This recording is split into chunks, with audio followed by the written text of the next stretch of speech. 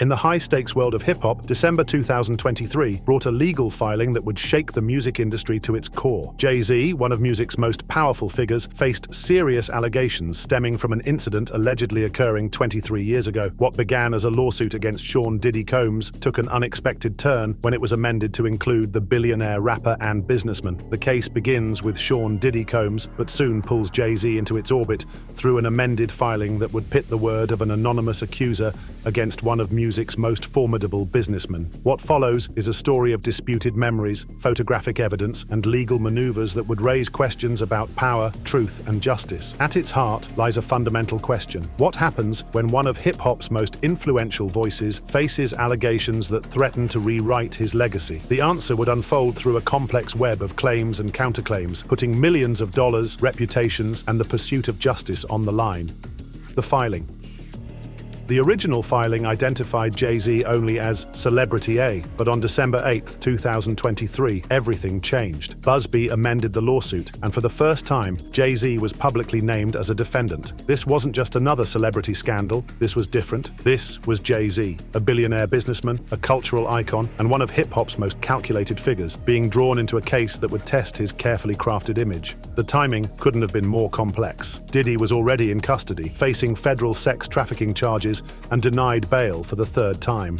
The music industry was reeling from wave after wave of allegations. And now, Jay-Z, who had largely managed to stay above controversy throughout his career, found himself at the center of a storm. But here's what makes this filing particularly significant. It wasn't just about the allegations themselves. The lawsuit, filed under New York's Victims of Gender-Motivated Violence Protection Act, opened up questions about time limits, memory, and how we handle decades-old allegations. Busby claimed his firm had vetted the accusations, with 4 attorneys interviewing the accuser and background checks being run. What started as a standard legal filing quickly escalated into something much bigger. Jay-Z's team revealed that before the amendment, they had received what they called a blackmail attempt, a demand letter from Busby seeking mediation. But instead of quietly settling, Jay-Z made an unprecedented move. He sued Busby first, anonymously, setting the stage for what would become one of the most closely watched legal battles in recent music history. By the time December ended, what began as a single line in a lawsuit against Diddy had evolved into a complex legal chess match with reputations, millions of dollars, and fundamental questions about justice hanging in the balance. And this was just the beginning. The allegations. The allegations against Jay-Z stem from a single night in September 2000 during the MTV Video Music Awards in New York City. The lawsuit details events that would remain untold for over 2 decades, painting a disturbing picture of what allegedly occurred at an after-party following the award show. According to court documents, the accuser was a 13-year-old girl from Rochester, New York. That night, she had sneaked out of her house, making her way to Radio City Music Hall where the VMAs were being held. Without a ticket to the show, she joined the crowds outside, watching the ceremony on large screens while looking for a way into the exclusive event. The lawsuit describes how she began approaching limousine drivers outside the venue, hoping to gain access to an after-party. One driver, claiming to work for Sean Combs, allegedly told her she fit what Diddy was looking for and offered to transport her to a party later that evening. Court documents state she was driven to a white house with a gated U-shaped driveway. Upon arrival, she claims she was required to sign a document, now believed to be a non-disclosure agreement. The party allegedly featured numerous celebrities, and she was served a drink that left her feeling woozy. The most serious allegations detail what happened next. The accuser states she went to lie down in an empty room, where Jay-Z and Diddy allegedly entered with another female celebrity present. The lawsuit describes a violent assault, claiming Jay-Z held her down and covered her mouth while both men allegedly assaulted her. She reports managing to escape, fleeing to a nearby gas station where she called her father. The timeline intersects with verifiable events. The VMAs did take place that night, and many peripheral details about the award show align with historical records. However,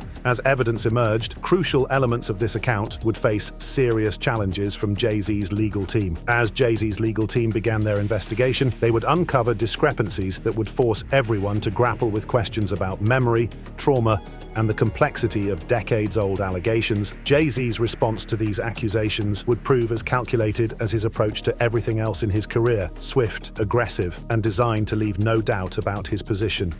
The response: Jay-Z's response to these allegations was swift and unequivocal. In a strongly worded statement released through Roc Nation, the rapper categorically denied the accusations, calling them heinous in nature, and challenging his accuser to file criminal charges rather than pursue civil action. The response took multiple forms. At a press conference held at Roc Nation's New York headquarters, Jay-Z's attorney Alex Spiro presented what he called demonstrable proof that the allegations couldn't be true. Spiro pointed to photographic evidence showing Jay-Z's whereabouts during the VMA's after-party, placing him at a different location than the one described in the lawsuit. Perhaps most notably, it emerged that Jay-Z had already taken preemptive legal action. Before the allegations became public, he had anonymously sued the accuser's attorney, Tony Busby, claiming an attempt at extortion. According to Jay-Z's legal team, Busby had sent what they characterized as a blackmail attempt, a demand letter seeking mediation before the allegations went public. The case took a personal turn when Jay-Z addressed its impact on his family. In a public statement, he described having to explain the situation to his children, particularly his eldest daughter, Blue Ivy, knowing her friends would likely see press coverage of the allegations. "My only heartbreak is for my family," the statement read, highlighting the personal toll of such public accusations. Jay-Z's legal strategy proved aggressive and multifaceted. His team filed a motion demanding the accuser reveal her identity or face dismissal of the case. They argued that anonymous accusations of this magnitude demanded extraordinary justification, especially given the high-profile nature of the target. As the case unfolded, however, the timeline of events would become the battlefield where this war would be fought and where the accuser's story would face its greatest challenges. The timeline disputes. The credibility of the allegations began to unravel as significant timeline discrepancies emerged. Through both media investigation and legal discovery, multiple inconsistencies surfaced in the accuser's account of that night in September 2000. One of the most significant challenges came from the accuser's own father. While she claimed he drove more than 5 hours to pick her up from a gas station after the alleged assault, her father told NBC News he had no recollection of such a journey. "I feel like I would remember that, and I don't," he stated in an interview, casting doubt on a crucial element of the timeline. Further contradictions emerged regarding the celebrity encounters she described. The accuser claimed to have spoken with musicians Benji and Joel Madden at the after-party, discussing specific details about tattoos and religious backgrounds. However, representatives for the Madden brothers confirmed they were touring in the Midwest during the VMAs that year, making such an interaction impossible. The location itself became another point of contention. Professional photographs from that evening placed both Jay-Z and Diddy at the Lotus nightclub in New York City, a commercial venue that bore no resemblance to the White House, with a U-shaped driveway described in the lawsuit. While the exact timing of these photos remained unclear, they presented another challenge to the accuser's version of events. When confronted with these inconsistencies in an NBC News interview, the accuser acknowledged making some mistakes in her recollection, but maintained the core truth of her allegations. "Honestly, what is the clearest is what happened to me," she stated, while admitting certain peripheral details might have been misremembered. As these timeline disputes played out in public, behind the scenes, an intricate legal battle was unfolding, one that would test the boundaries of both law and memory. The legal battle. The legal proceedings have evolved into a complex battle fought on multiple fronts. At the center lies a motion filed by Jay-Z's legal team, demanding either the accuser's identity be revealed or the case be dismissed. Attorney Alex Spiro argues that Jay-Z should not have to defend himself in the brightest of spotlights against an accuser who hides in complete darkness. Discovery efforts have intensified on both sides. AEG has begun serving subpoenas and examining public records, while Tony Busby's firm claims to have engaged seasoned investigators to vet the accuser's claims. The accuser has even offered to submit to a polygraph test, an unprecedented move that Busby notes he's never had a client suggest before. The legal landscape is further complicated by Jay-Z's preemptive lawsuit against Busby, alleging attempted extortion through the pre-filing settlement discussions.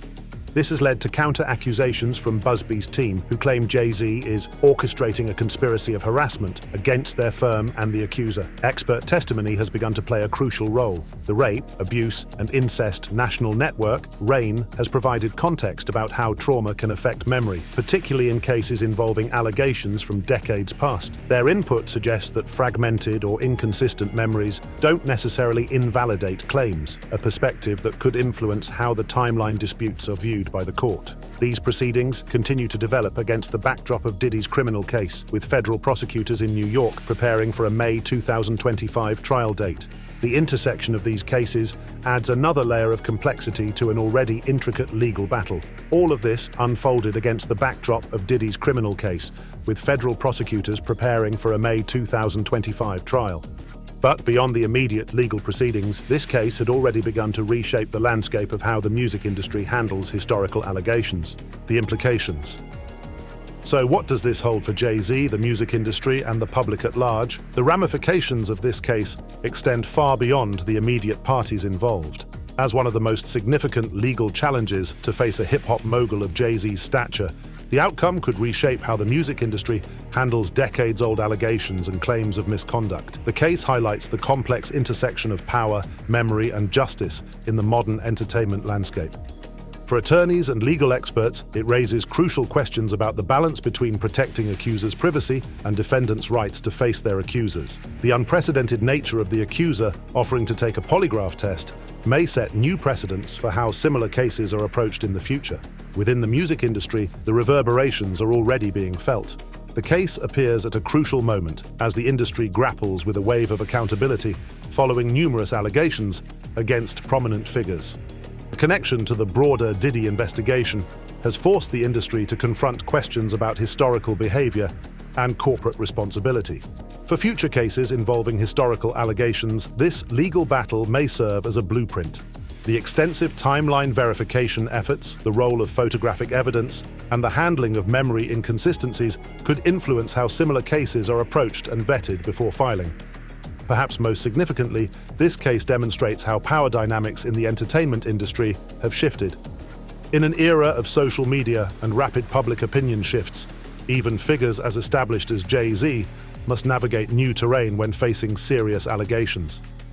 The court of public opinion now operates parallel to legal proceedings, creating unprecedented challenges for all parties involved. As this story continues to unfold, one thing is certain: its impact will resonate long after the final verdict, potentially transforming how the music industry addresses misconduct allegations for generations to come.